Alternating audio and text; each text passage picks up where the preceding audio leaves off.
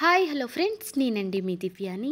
అందరూ ఎలా ఉన్నారండి? ఈరోజు మన ఛానల్లో స్పెషల్ అల్లం పచ్చడి. ఈ అల్లం పచ్చడి పెసరట్టు ఉప్మాతో చాలా అంటే చాలా బాగుంటుంది. అయితే ఈ అల్లం పచ్చడి మేము ఇంట్లో ఏ విధంగా చేసుకుంటామా అని ఒకసారి మీకు చూపిద్దామని ఈ వీడియోతో మీ ముందుకు వచ్చాను. ఇంకెందుకు ఆలస్యం, వీడియోలోకి వెళ్ళిపోదాం రండి. ముందుగా స్టవ్ వెలిగించుకొని స్టవ్ పై ఒక కళాయి పెట్టుకోవాలి. దీనిలో కొద్దిగా నూనె వేసుకోవాలి. నూనె కాగిన తరువాత 2 స్పూన్ల ధనియాలు వేసుకోవాలండి. నేను స్పూన్ కొలత చెప్తున్నాను. 2 స్పూన్ల ధనియాలు వేసిన తరువాత దీనిలోని 2 స్పూన్ల పచ్చిశనగపప్పు కూడా వేసుకోండి. ఇప్పుడు 1 స్పూను మినపప్పును కూడా వేసుకొని ఒకసారి దీన్ని బాగా వేపుకోవాలి. ఇవి కొద్దిగా వేగిన తరువాత 20 నుంచి 25 ఎండుమిరపకాయలు బాగా ఘాటున్నవి వేసుకోవాలి.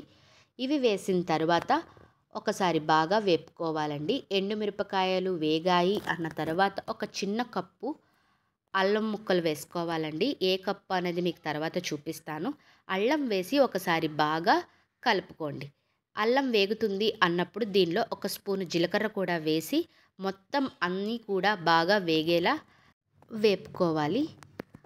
ఇలా వేగిన తరువాత స్టవ్ ఆఫ్ చేసుకొని దీన్ని పూర్తిగా చల్లారనివ్వాలండి. ఇది పూర్తిగా చల్లారిన తర్వాత దీన్ని మొత్తాన్ని మిక్సీ జార్లో వేసుకోండి. ఇప్పుడు దీనిలో పొట్టు తీసిన వెల్లుల్లి రెబ్బలు ఒక 10 వేసుకోవాలి.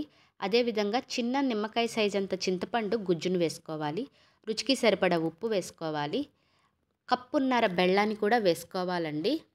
ఏ కప్పుతో అయితే బెల్లం వేసుకున్నామో అదే కప్పుతో కప్పు అల్లాన్ని కూడా వేసుకున్నాను. ఇప్పుడు కొద్దిగా నీళ్లు పోసి దీన్ని మెత్తగా గ్రైండ్ చేసుకోవాలి. ఇలా గ్రైండ్ చేసిన దాన్ని ఇలా తిన్నా కూడా బాగానే ఉంటుందండి. కాకపోతే ఎక్కువ రోజులు అల్లం పచ్చడి నిలవ ఉండాలి అంటే దీనిలో తాలింపు అనేది పెట్టుకోవాలి. లేదంటే నూనెను వేడి చేసి అది బాగా చల్లారిన తర్వాత కూడా వేసుకోవచ్చు.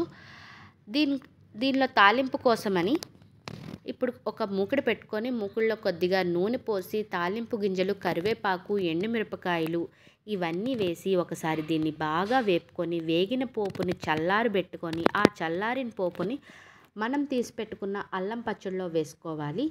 ముందే చెప్తున్నానండి, నూనె అనేది చల్లగా అయిన తర్వాతే అల్లం పచ్చడిలో వేసుకోవాలి. ఇలా అల్లం పచ్చడిలో నూనె చల్లారింది వేసుకోవడం వల్ల ఎక్కువ రోజులు నిలవ ఉంటుంది. మీకు ఎలా లేదన్నా ఈ పచ్చడి 20 నుంచి 25 డేస్ నిలవ ఉంటుందండి. మీరు ఫ్రిడ్జ్లో పెట్టుకొని కూడా దీన్ని వాడుకోవచ్చు. నేను చెప్పే పద్ధతిలో ఈ అల్లం పచ్చడి చేసి మీ వాళ్ళకి పెసరట్టు ఉప్మాతో పెట్టండి. ఖచ్చితంగా హోటల్ టేస్ట్ వచ్చిందని చెప్తారు. అప్పుడు నాకు కామెంట్ బాక్స్లో కామెంట్ తెలియజేయండి. నేను చెప్పే విధానం, నేను వండే విధానం మీకు నచ్చితే ఒక లైక్ చేయండి, షేర్ చేయండి, నా ఛానల్ని సబ్స్క్రైబ్ చేయండి. మరిన్ని వీడియోస్తో మీ ముందుకు వస్తుంది మీ దివ్య. ఉంటాను ఫ్రెండ్స్. Bye bye.